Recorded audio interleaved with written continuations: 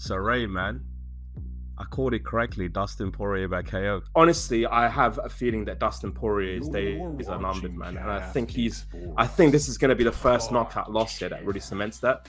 You did not call it. Get out of here, man. Stop that. I told everyone, I told you all. I said, why is everyone doubting my boy Poirier like this? You might have to input the voice note that I sent at like 5 in the morning. I told you, brother, why do people keep on speaking on Dustin Poirier like he only loses to the best, brother? You think Benoit was going to do a thing? Get him out of it. I couldn't believe the disrespect that was put on Poirier. The funny thing is, about that voice I want some money on that fight. Nah, I put money on Poirier winning. I said, I can't believe you lot are talking about my boy like this. I couldn't believe the disrespect. I don't think it's not disrespect, man. I think disrespect. How does he keep going though? That's the thing, man. He's like the most durable motherfucker, at lightweight ever. Like, genuinely, he's so durable. He's durable, but even when he's lost, he hasn't been bludgeoned. I think that's the difference. Because I think obviously bludgeoned for sure. Michael Johnson, are you crazy? Yeah, no, but what I'm saying is he's not consistent. Like, but how long ago was the Michael Johnson fight? That was about 4 years ago, to be fair. Even maybe more than that. We're in 2024. That might have even been longer than Michael Johnson. That was that's 6 years ago now, isn't it? Yeah, you know what I'm saying? I think because a lot of his wars are fresh in our minds, so then we keep on thinking that, Poirier's been he's been through wars, but he's also the wars what he's got. Do you know how I see it? People were looking at Dustin Poirier like they were speaking on Tony Ferguson. No. It wasn't that level. I think so, because the way people was but Poirier's been through the wars. He's been through the wars, but one, he also takes time between fights, and two, even the Justin Gaethje knockout was on the tempo. It wasn't a chin problem. We weren't every single punch and kick that touches Poirier, he's just getting dropped. I don't even recall Dustin Poirier getting dropped too much. He's been through wars. He hasn't been dropped as much. That's what I'm saying. So that's when people are talking about Benoit Saint Denis and how he's this, that, and the third, and I was just like, you were so happy. Kudos to him. No, kudos to Benoit, but I was just like, Dustin Poirier is him. I look at Dustin Poirier the same way I look at Max Holloway. He kills everyone that's not the champ. Yeah, literally, anyone that's not the champ, and even still with Justin Gaethje, he still won one with him. They might run that back. I hope not, because I always say that's the type of fight. Justin Gaethje is the type of fighter that you fight him and you're never the same again. Yeah, that's true. But Poirier, listen, man, Poirier for title shot next, man. F it, why not? Everyone else is tied up. Islam said he wants to come back for June. Yeah. What if Justin Gaethje is gonna face Holloway next in April, same as Oliveira and Saryukian, and if those lot don't come out clean, Dustin Poirier is the best option if both Justin and the winner of Saryukian and Oliveira take a lot of damage. If that's the case, give Dustin a title shot. Man, I love Dustin. I do like Dustin's fighting style. I'm not such a huge fan of him per se. I think he's a great fighter. Dustin Poirier. Yeah, but man, I was just, even still, I'm still surprised at the durability. Like, BSD was whooping that ass, man, for the first 10. He was beating him up, man. Bro, he was beating him. Like, there's no denying it. He was putting a good performance on. And then for some reason, that's what I was saying. He was putting a good performance. Bro, I don't think it's a chin. It's like I was saying in the group chat. I know an adrenaline dump when I see one. Yeah. And Poirier is too experienced to for me, Benoit looked like he got caught in a moment and tried to empty the tank on Poirier and tried to lean his sides on him. Poirier just has enough experience to know. I know that feeling. Of, the hype is getting there and you saw me quite hurt, so you're trying to go all out with some of the stuff. And I was so calm watching that fight because I said, even the commentators were just like, Poirier is used to 5 rounders. And I Yeah, remember in the group chat, you can attest to this. I no, said, it's true. You're saying can he keep Benoit is up not the pace? keeping this Yeah, yeah, pace.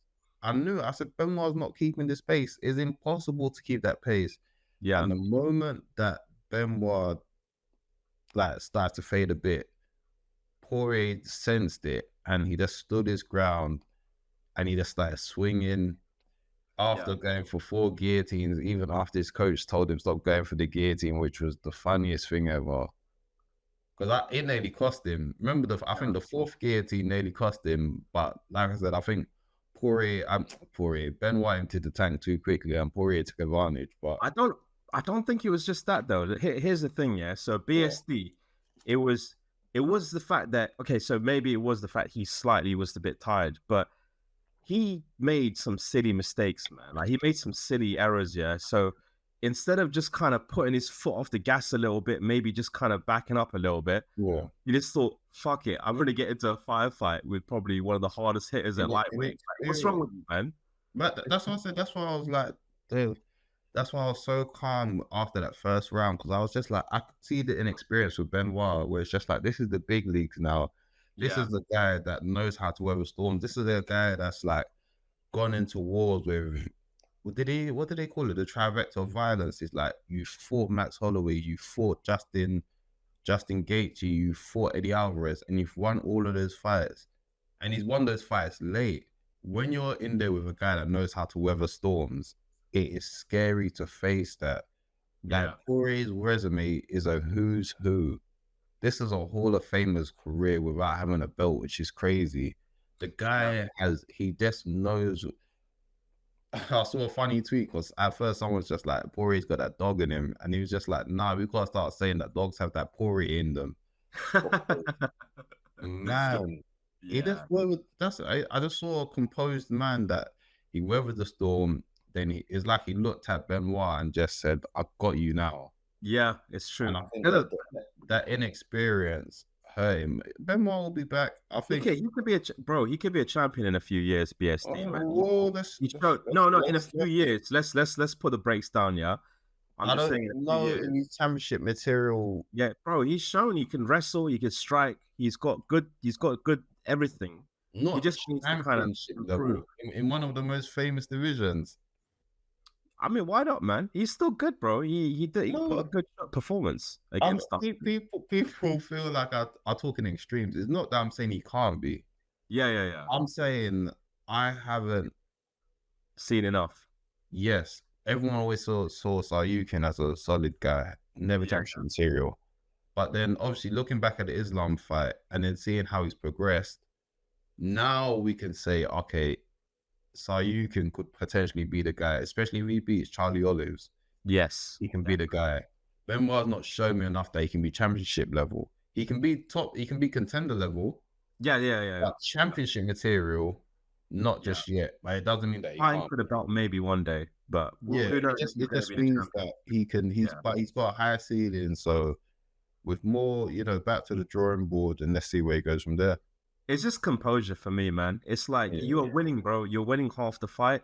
Just ease off a little bit. Maybe kind of just back up a little bit. And instead, he just thought, I'm going for blood. It's like you have to go through that sometimes. I think that's just path as a fighter. You just have to go through those type of fights. And against a lesser opponent, he might have got away with it. But against my guy Poirier, listen, man, paid him full, and so was I. My boy came through. That's how confident I was, and I saw he's an underdog. I said, we getting our money back tonight. Especially after my accumulator failed on one of the fights that we'll speak on later. Shout out Gilbert Burns, but yeah, jeez, man. So moving on, what was the next fight? Anyway, Michael Venom Page versus Kevin Holland. Yeah, that was I thought that was a good fight. A few people didn't like it so much. I thought it was a bit boring, but come on. What is this fight? I don't know what's wrong with MMA. You can't. I told you, fickle fans, man, fickle fans. Yeah.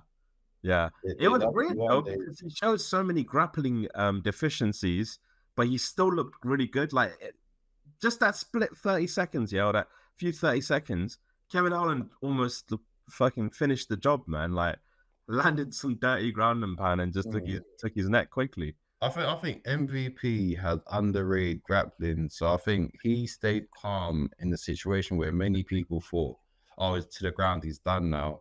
Yeah, But even I think when Kevin Elliott had his neck, and then MVP was just like, "No, I just fight on my back." yeah, Then he was on his back. Everyone's just thinking, "Oh, he's gonna get beaten up." Then he just waited his time, posted up, and then got back to his feet. And then he was showing the good techniques. You know, the whole like arms down, stepping it in and out. He's being charismatic. And I feel like MVP put a good account of himself. And then Kevin Holland, I remember he went to his corner. You can hear the frustration because he kind of like he was saying too fast. He's really fast. I think what did he say to the coach? He's Like, he's faster he was telling his coach like, I hear you. Yeah, because he was telling his coach like, I hear you. I just can't. What you want me to do, I'm trying to do, and he's faster than we expected. And I feel like with Kevin Holland, he still needs time to round out his game a bit more because I felt like the offensive wrestling needed to be better. It's terrible, bro. He only uses he pushes against the cage and then just uses a clinch or a body lock to take somebody down. It's like it doesn't bother to do a single leg. I mean, why do you think that is? I think everyone's different. Some people is their body shape and that's the way that they fight. Like they're better at wrestling that type of manner. But it's just that if you're gonna do that, then you need to have all the. I think what did they call it? It's like Greco-Roman style. So Greco-Roman is like more upper body grappling rather than going for double legs, etc. But if you're going to do that style, you have to learn all of that style. You can't just have one or two techniques and then it doesn't work. And I saw a lot of people put in Holland's fight IQ into question, saying like you didn't have a plan B after plan A flopped. He did. He just couldn't do it.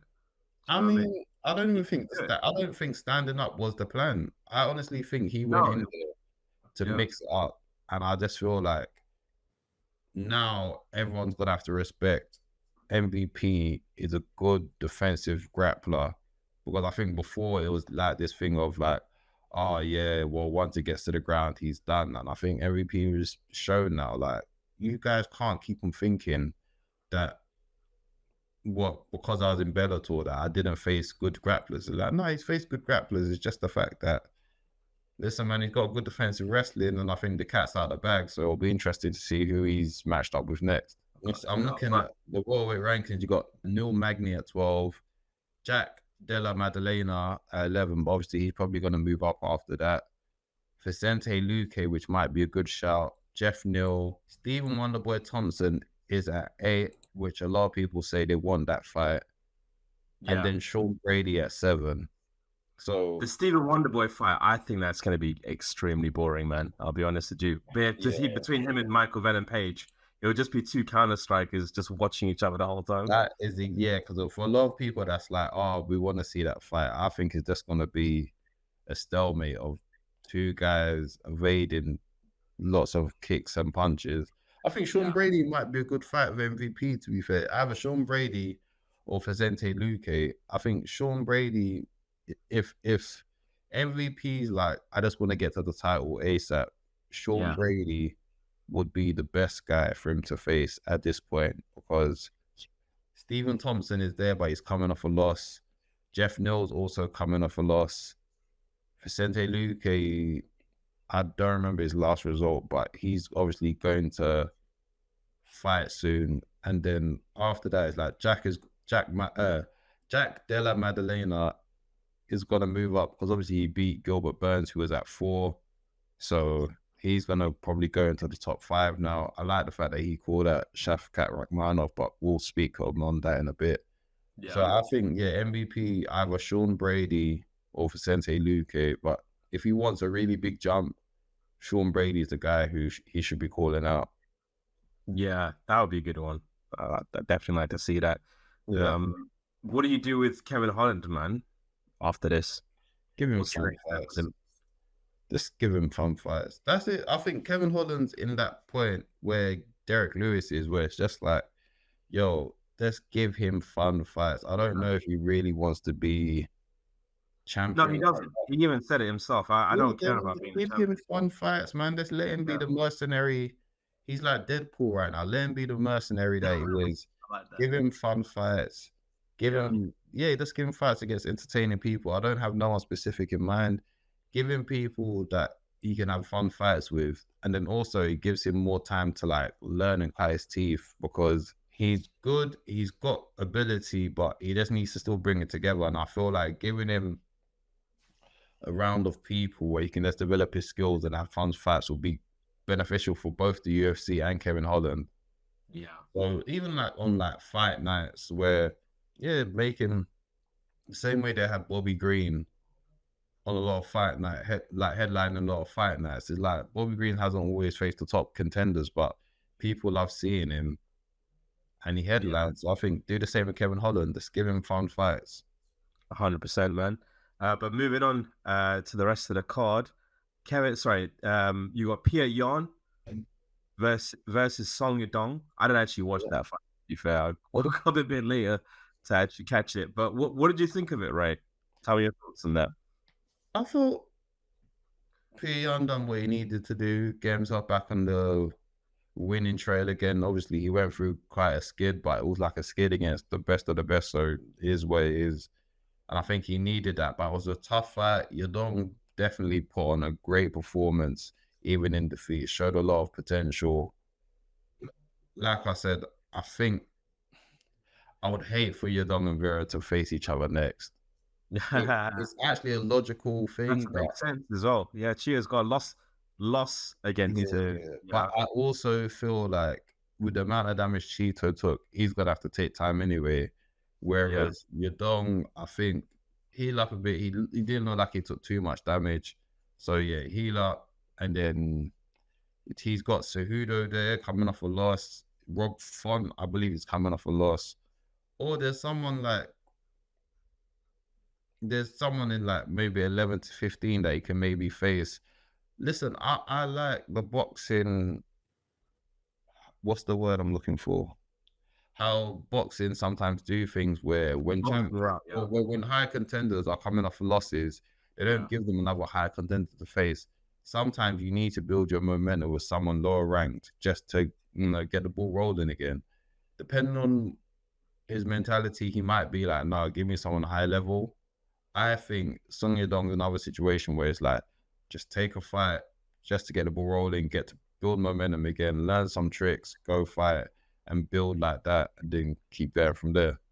Yeah, 100%. It makes sense as well. Like a number 11th ranked guy like Rob Font, be a banger of a fight, and or even like the winner of Davison Figueiredo and Cody Garbrandt or something like that. That would be pretty good. Yeah. Oh no, that's too soon. If Figueiredo is what he really is looking like, bantamweight, I don't think that's a good fight for Yadong coming off a loss. But like I said, it all depends on his team and handlers. I feel like you gotta assess it. Do you want to put him in there with another killer, or do you want him to build his skills, to go back to the drawing board, build his skills, come back, display against someone maybe lesser skills, and then you can build momentum and say, all right, cool, we're ready. You've done the temperature check to where he is. So he can maybe come out 2 more times this year, like I said, once against a lower ranked guy just to get back his, get his mojo back.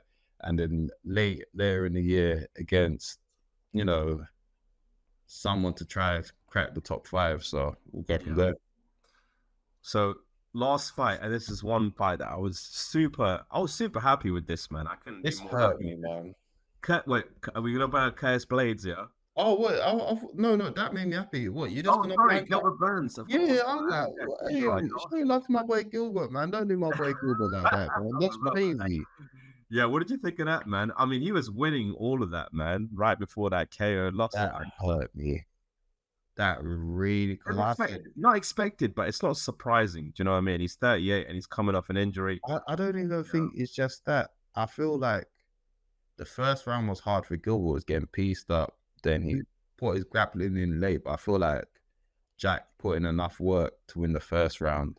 Yeah. Second round, it came across like Gilbert's finally cracked the puzzle. He's got this.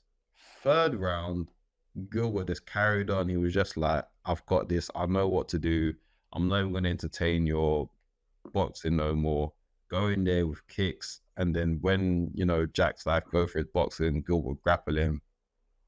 And then shout out to Jack, because the way he scrambled out of the hold that Gilbert had him in, he got out the scramble and he hit Gilbert with a knee, and then it went downhill for Gilbert from there. And I was just like so close. And I mean, even the judges' scorecard had Gilbert up 2 rounds. Two of the judges had Gilbert up 2 rounds. And I was just there like, oh, that must burn. Because you're near the finish line. Yeah. But Jack, credit to Jack.